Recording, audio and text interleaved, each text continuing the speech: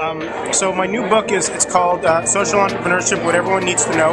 And it's basically a list of questions that we try to answer, which really asks, where's this field heading? How's it going to affect schools and governments and businesses? And basically, how can you prepare for it?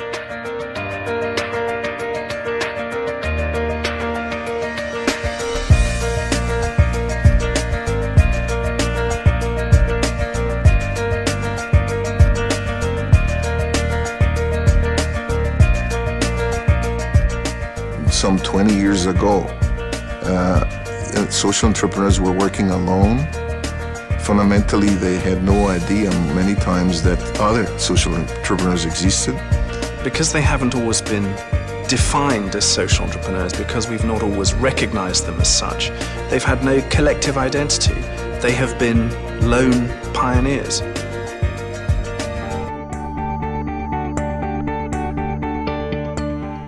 But it's that people are doing remarkable things all around the world today, and we still don't know about them. And we need to make those stories visible. Mohammed Yunus. I am the Managing Director of Grameen Bank. I'm Bill Drayton. I've always been a social entrepreneur. I'm Martin Fisher. I'm the co-founder and CEO of Kickstart, which is a non-profit social enterprise with a mission to take millions of people in Africa out of poverty and also to change the way that development is done.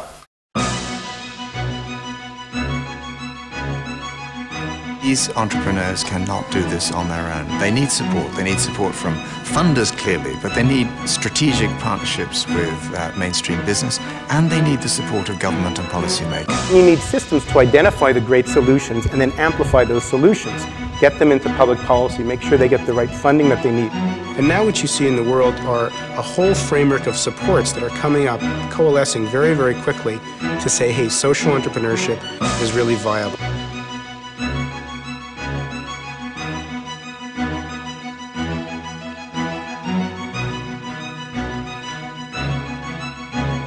That simple idea began with a single person, has now transformed the lives of millions. That's the spirit of entrepreneurship. So let's think big, let's tackle the biggest problems. I don't think that it's a question about why it's not happening, but it's more about a question about how can we make this stuff happen. What if through good talk we could generate the kind of leaders we need?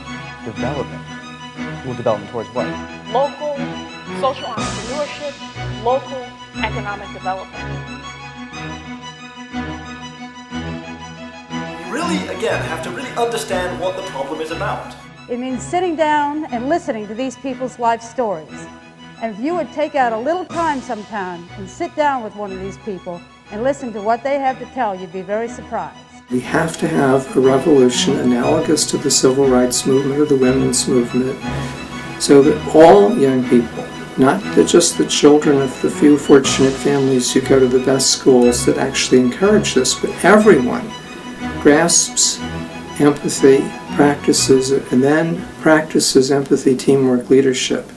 This is the most fundamental revolution that we have to get through.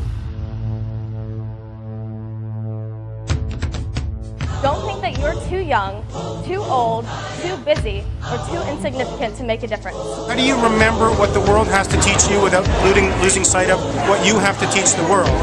And that always boils down to something deep inside your core that you know to be 100% true. We feel we are now developing the next generation of engaged citizens and leaders that will change the world locally, regionally, and any place around the globe.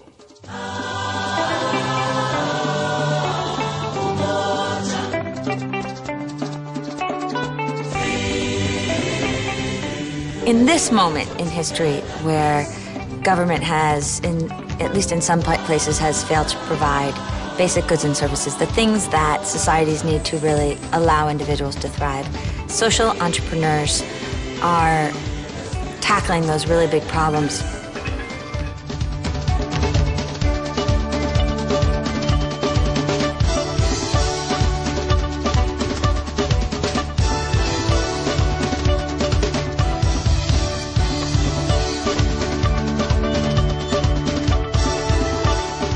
Together they point the way to a future where progress is shared and prosperity is sustainable. By virtue of the small pieces of success, we build some big pieces of success, so that in a decade's time we can say this movement began with one very demonstrable success story, and that was called microfinance. But very quickly it built a series of other success stories, and look at the effect they've had on the world. I think 10 years from now it will just be like microcredit. This will be an understanding. We won't have to argue about the value of social entrepreneurs. People won't be debating who's one, who isn't one. It will be as well understood a concept as entrepreneurship is in the business sector. And I think it will be completely redefine the way we think about how problems should be solved.